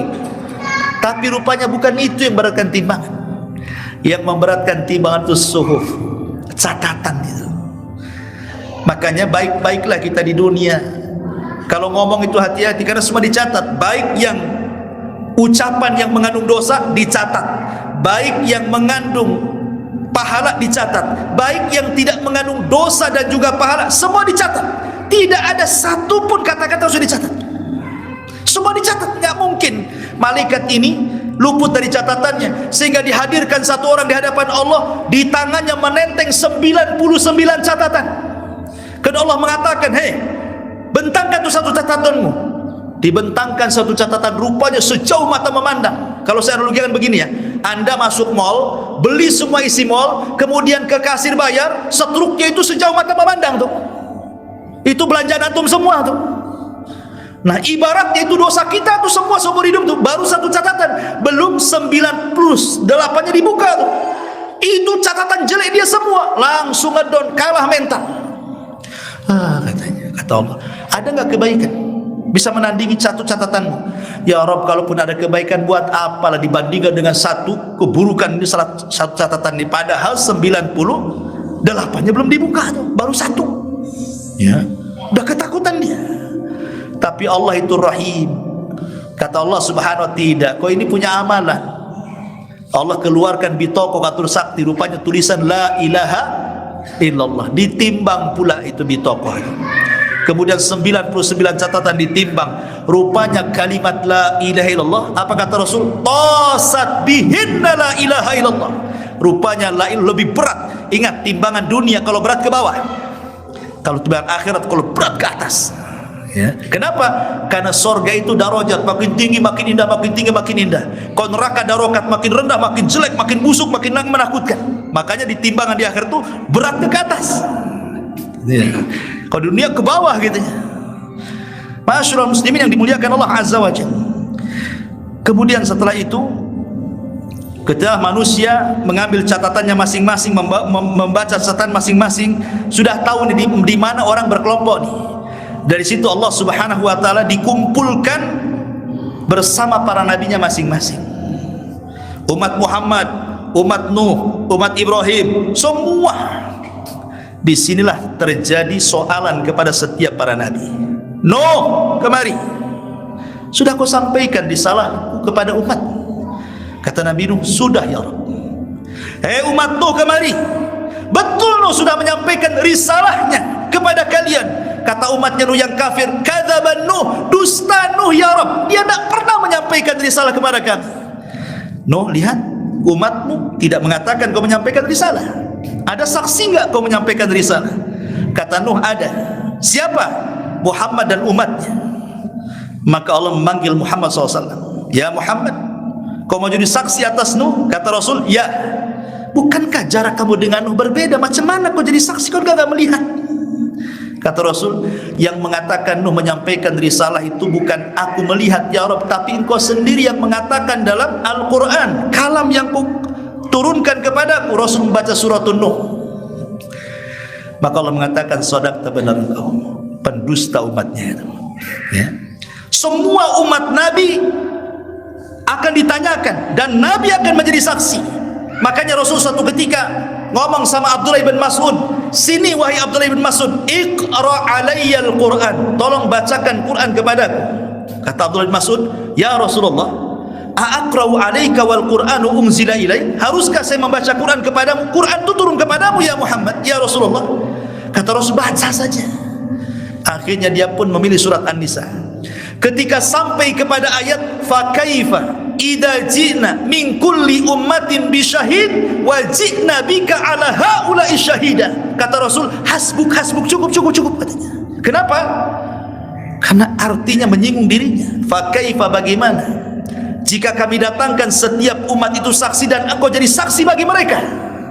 Rasul akan jadi saksi bagi setiap nabi dan umatnya. Maka Rasul menangis ketika itu, sampai Abdullah bin Mas'ud mengatakan, aku melihat matanya mencucurkan air mata dan membasahi janggutnya. Maka dia pun diam. Ya. Ma'asyiral muslimin yang dimuliakan, lah ketika semua berkumpul bersama para nabinya, maka ketika itulah Allah memerintahkan manusia dipecah. Karena ini berkumpul bersama para nabi, masing-masing umat, mau yang kafir, mau yang mukmin. Sekarang Allah meminta kepada semua umat para nabi digolongkan sesuai dengan golongannya. Pemakan riba, sini, kumpul di sini semua, gitu ya. Hei orang-orang zalim, kumpul di sini semua. Hei orang-orang yang kufur, kufur. Hei orang-orang musyrik, kufur di sini. Hei yang nyembah ular, sama sana. Nyembah sapi di sana. Semua dikumpulkan sesuai dengan golongannya masing-masing. Adapun orang-orang yang beriman, tidak ada yang disembah kecuali Allah, maka dikumpulkan bersama orang-orang yang beriman. Adapun yang menyembah selain Allah dikumpulkan bersama berhala yang disembahnya. Kalau di dunia nyembah batu, dikumpulkan dengan batu yang disembahnya. Kecuali kalau yang disembahnya manusia dan tidak redha, seperti Isa itu disembah tapi kan dia tidak redha, bukan tauhid namanya. Orang-orang yang beriman didiamkan. Maka ketika semua ikut sesembahannya, Allah pun datang kepada orang-orang yang menyembahnya dan ingin menampakkan dirinya dengan cara apa? Membuka betisnya. yauma yakshifus an saqit wa yud'auna ila sujudi wa fala yastati'un. Ketika Allah singkapkan betisnya, semua orang-orang baik, orang soleh sujud semuanya, kecuali orang munafik. Kenapa orang munafik dikumpulkan bersama orang yang beriman? Karena dia ngaku beriman masalahnya. Dia kan tidak menyembah berhala, makanya dikumpulkan bersama orang yang beriman. Ketika semua orang yang beriman betul-betul beriman sujud, orang munafik ketika sujud terjengkang ke belakang. Fala yastati'un, kata Allah. Mereka tidak bisa sujud. Berusaha mau sujud, terjengkang lagi ke belakang. Menunjukkan bahwa mereka bukan menyembah Allah secara murni, makanya tidak pernah bisa sujud. Ma'asyiral muslimin yang dimuliakan Allah Azza wa Jalla. Kemudian setelah itu tiba-tiba langit digelapkan, segelap-gelapnya, nggak ada cahaya lagi, gelap segelap-gelapnya. Ketika langit itu gelap segelap-gelapnya, maka tiba-tiba Allah Subhanahu wa taala mendatangkan Jahannam. Waji'a bi Jahannam yauma idzin. Pada hari itu Allah datangkan Jahannam, di mana Jahannam ini memiliki 70.000 tali kekang. Setiap satu tali kekang digeret oleh 70.000 malaikat. Dihadapkan di hadapan manusia. Jahannam dihadapkan di hadapan manusia. Ketika itu Allah Subhanahu wa taala letakkan titian di atasnya. Wa in kuntum illa wariduha. Kalian harus melewati titian itu yang bawahnya Jahannam. Semua pasti melewatinya. Wa in kuntum illa wariduha, kata Allah. Maka ketika sudah gelap gulita di hadapannya Jahannam, di sini Allah Subhanahu wa taala mulai memberikan cahaya. Orang-orang musyrik, orang kafir itu dah langsung masuk neraka, dia nggak ada cerita. Hanya orang yang beriman dan orang munafik saja yang ada depan titian itu. Kemudian Allah berikan cahaya. Semua Allah berikan cahaya, tergantung amalannya. Ada yang cahaya sebesar gunung, ada cahayanya seperti pokoknya macam-macam. Ya tergantung amalannya. Ada yang besar sekali cahayanya, ada yang kecil, ada yang rup. Ada paling kecil cahayanya di jempol kaki, kecil. Jadi kalau melangkah itu sudah, dia cahaya di jempol saja, jempol kaki. Akhirnya orang-orang munafik sengaja diberikan cahaya. Ketika orang-orang munafik di dunia yukhadi'una Allah walladzina amanu wa ma yakhda'una illa anfusahum wa ma yashurun.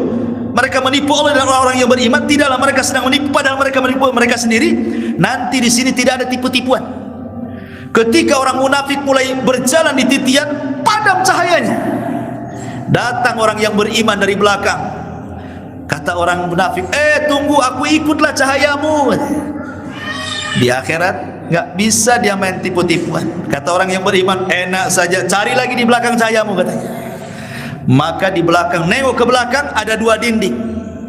Di depannya nampak rahmat, tapi belakangnya azab. Rupanya ketika masuk ke dinding, terjerembab masuk ke neraka dia. Sekarang bisa menipu Allah dan orang-orang yang beriman? Tidak bisa. Kama tadinu tudan. Sebagaimana kau munafik di dunia, sekarang Allah yang menipu kalian di akhirat. Al jaza min jinsil amal. Ketika semua manusia sudah menyeberang, atau sebelumnya titian ini ada namanya kisos. Kisos orang kafir dengan orang kafir, kisos orang yang beriman dengan orang kafir, kisos antar binatang sampai binatang yang bertanduk. Yang suka nanduk, nanti tanduknya dicopot, diletakkan ke yang suka ditanduk. Kemudian Allah mengatakan, tanduk sebagaimana dan seberapa anda ditanduk. Akhirnya tanduk-tandukanlah binatang itu. Terjadi hisab juga itu binatang itu. Tetapi binatang itu hanya sebatas itu saja, kisos saja. Setelah terjadi kisos, Allah mengatakan, kuni turaba, jadilah kalian tanah. Orang-orang kafir yang melihat binatang jadi tanah berteriak, ya wailana, ya wailana, celaka kami, katanya. Kenapa kami tidak jadi tanah saja seperti binatang itu? Nggak bisa, manusia tidak mungkin jadi tanah, ya. Kemudian orang-orang yang beriman berhasil tuh. Yang pertama menyeberangi Rasulullah, kemudian umat Islam, walaupun terakhir tapi yang pertama menyeberangi, baru umat-umat sebelumnya. Rasul setiap ada yang menyeberang, dia ngomong, karena ketika itu tidak ada yang bicara kecuali Nabi. Nabi menyeberang di ujung titian mengatakan, Allahumma salim salam, ya Allah selamatkan umatku, ya Allah selamatkan umatku. Setiap ada yang menyeberang, begitu Rasul ngomong. Ada yang selamat, subhanallah. Ada yang seperti kilat sudah sampai di sana. ada yang seperti kuda balap sampai di sana, ada yang berlari kencang, ada yang subhanallah, ada yang nggak bisa jalan, jatuh, naik jatuh, ada yang masuk ke jahanam, naudzubillah. Yang kalau dia jatuh ke jahanam tuh dari titian itu 70 tahun baru sampai di dasar jahanam tuh. Baru setelah di ujung titian selesai sampai di sini tidak ada namanya kontoroh. Kontoroh inilah namanya kisos antar orang yang beriman. Padahal depannya sorga tuh masih ada kisos lagi di situ. Inilah yang diisyaratkan dalam hadis Nabi SAW. Atadruna mal muflisu hadil ummah, tahukah kamu siapa yang bangkrut dari umat ini? Sahabat mengatakan, ya yang bangkrut itu yang nggak punya uang, yang gulung tikar, usahanya nggak bentang-bentang-bentangan itu ya. Nah, itulah orang yang bangkrut. Kata Rasul, bukan itu. Orang yang bangkrut itu bawa pahala sholat, zakat, puasa, haji, macam-macam ibadah. Satu sisi pernah mencaci maki, pernah membunuh, pernah mengambil harta, pernah memukul, macam-macam. Nanti orang yang zalim dan yang dizalimi ketemu, enak aja kau masuk surga, dulu kau hutang tak bayar ya, sekarang mana pahalamu? Diambil pahalanya. Datang, dulu kau gibah aku, kau gak tahu aja, kau aku tahu sekarang kau gibah aku, mana pahalamu? Satu-satu ngambil pahala, habis pahala yang didolimi masih datang. Mana pahalamu? Kau dolim sama saya, habis pahalaku udah nggak ada lagi. Nggak apa-apa, aku punya dosa, ambil. Bangkrut, pahala habis, dosa pula ditanggung. Itu namanya kalau jual itu modal habis, utang banyak namanya. Tekor dia, itulah bangkrut. Ketika itu orang-orang yang selamat mulailah mereka bergerak di pintu-pintu surga. Kata Rasul, sayati alaikumuz zaman kadhidum minaz ziham, akan datang zamannya orang berdesak-desakan di pintu surga. Ini yang selamat-selamat ini, sudah saringan semua tuh. Tidak bisa masuk surga, padahal mereka sudah diponis masuk surga. Para nabi, orang soleh, para sahabat di situ semua, tidak bisa buka pintu surga. Kenapa? Karena yang bisa membuka pintu surga cuma Nabi. Nabi SAW langsung maju, mengetuk pintu surga. Assalamualaikum ya Ridwan. Waalaikumsalam warahmatullahi wabarakatuh ya Muhammad. Siapa engkau? Saya Muhammad. Kata Ridwan, aku diperintah Allah jangan membuka pintu kecuali kau yang minta. Baru dibuka. Setelah pintu surga dibuka yang 8 itu, masing-masing pintu surga ada penyeru. Ya ahlas salat, hei ahli salat. Bukan itu pintunya, ini. Ya ahlas saum, hei tukang puasa. Ini loh pintu-pintu royan di sini. Yang haji, hei tukang haji sini. Yang sedekah di sini, yang jihad di sini, birrul walidain di sini. Masing-masing sesuai dengan pintunya. Abu Bakar bertanya Rasul, ada enggak orang yang dipanggil dari 8 pintu? Kata Rasul, ada. Mudah-mudahan engkau ya Abu Bakar, katanya. Abu Bakar dipanggil dari semua pintu. Semua masuk ke dalam surga, pintu ditutup. Tapi ada orang-orang di neraka yang punya separuh sebiji darah dalam keimanan. Itulah orang yang dapat syafaat terakhir. Kalaupun sudah tidak ada syafaat, berarti rahmat Allah, diselamatkan tuh. Dialah orang yang terakhir keluar dari neraka, terakhir pula masuk surga. Pintu dah ditutup, keluar dari neraka dia sudah jadi debu, abu, dilempar ke Nahrul Hayah, air kehidupan yang tumbuh seperti kacang tumbuh. Dia pun lari dari neraka. Dari kejauhan nampaklah ada pohon, ada mata air. Dia sudah gak sanggup jalan lagi. Dia mengatakan, ya Rabb, dekatkan akulah ke pohon itu, katanya. Ada yang lain, enggak. Kata Allah, kalau ku dekatkan, kau janji tidak akan minta. Tidak ya Rabb, asal kau dekatkan ke pohon itu, katanya. Didekatkan ke pohon itu, makan buah-buahan lezat. Di neraka nggak pernah zakum aja dia makan. Rupanya ada pohon yang lebih besar lagi, rindang lagi, buahnya banyak lagi. Dia bilang, ya Rabb, tolonglah ke pohon itu lagi. Lah tadi kan ngomong kau tidak akan minta lagi. Ini terakhir ya Rabb. Didekatkan ke pohon yang kedua. Rupanya dari pohon yang kedua ini, di depannya pintu sorga. Ya Rabb, boleh nggak saya dekatkan ke pintu itu, katanya. Terakhir janji, ya. Sampai pintu saja, ya, katanya. Sampai pintu, nampak dari celah-celahnya surga. Ya Allah, masukkan aku ke surga. Ya Allah, masukkan. Orang ini, Allah mengatakan, ya fulan, seandainya aku beri engkau kerajaan seperti kerajaan dunia, mau enggak? Kau hayalkan, kira-kira apa yang kau mau? Akhirnya dihayalkan sampai puncak hayalan. Akhirnya Allah Subhanahu wa taala berikan 10 kali lipat dari hayalannya. Ketika dibuka pintu sorga, seolah-olah dia yang pertama masuk. Saking nikmatnya, paling terakhir tuh, seolah-olah dia pula yang pertama masuk katanya. Lupa semuanya. Aku yang pertama masuk ini katanya. Subhanallah kan. Saking nikmatnya. Pertama masuk, dia pun diberi hidangan apa? Kabidil hut. Ini yang pertama dimakan. Hatinya ikan paus. Paus sorga dengan paus dunia beda. Ini kan paus sorga. Itu kabidil hut. Itulah yang pertama dimakan. Kemudian air jahe, zanzabil. Orang Jawa bilang wedang jahe. Tapi wedang jahenya bukan wedang jahe Jawa. Ini sorga. Kata Abdullah bin Abbas itu persamaan sorga dengan dunia sebatas nama. Hakikatnya tidak bisa dibayangkan. A'dadtu li ibadis salihin ma la ainun ra'at wala udhun samiat wala khatar ala qalbi basar, kata Rasul. Kenikmatannya tidak pernah dilihat mata, didengar telinga, terlintas pun tidak bisa. Masuk ke dalam surga dan dia hafal di mana rumahnya melebihi rumahnya di dunia. Tidak perlu mana rumah saya tanya ke malaikat, enggak. Dia lebih hafal di mana rumahnya. Subhanallah, langsung dia menuju rumah. Disitulah dia melihat istana dia terbuat dari emas, bidadari yang banyak, dayang-dayang, macam-macam kenikmatan sorga itu. Sungai dengan madunya, dengan susunya, dengan khomernya, dengan air jernihnya, macam-macam. Bahkan di sorga itu kita bisa terbang, karena tidak ada lagi hubungan antara bumi dengan kita. Kalau di bumi itu ada namanya gravitasi bumi, makanya kita sulit untuk terbang kan, karena disedot sama bumi.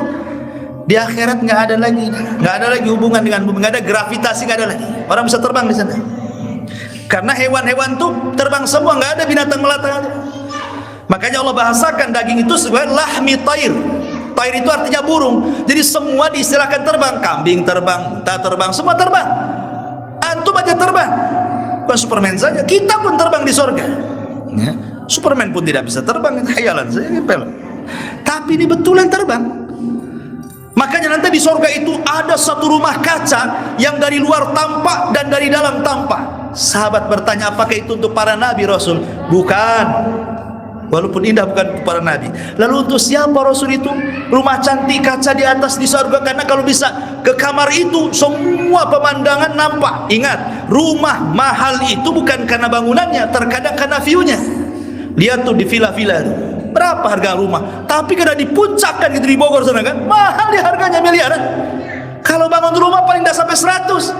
Tapi karena di villa di puncak, yang mahal itu view-nya, bukan rumahnya. Tahu manusia itu semakin tinggi suka, makanya banyak orang yang meningkat rumah karena enak di atas itu. Makanya dibuat satu kamar di atas sana. Kita bisa terbang, nampak tuh dari situ pemandangan sorga. Untuk siapa ini Rasul? Kata Nabi SAW, itu liman ada masyam, orang yang suka puasa sunnah. Wa at'amat ta'am, orang yang suka masih ngasih makan. Ya. Wa atobal kalam, orang yang kalau ngomong lembut. Ya. Dan orang-orang yang sholat malam ketika manusia tertidur.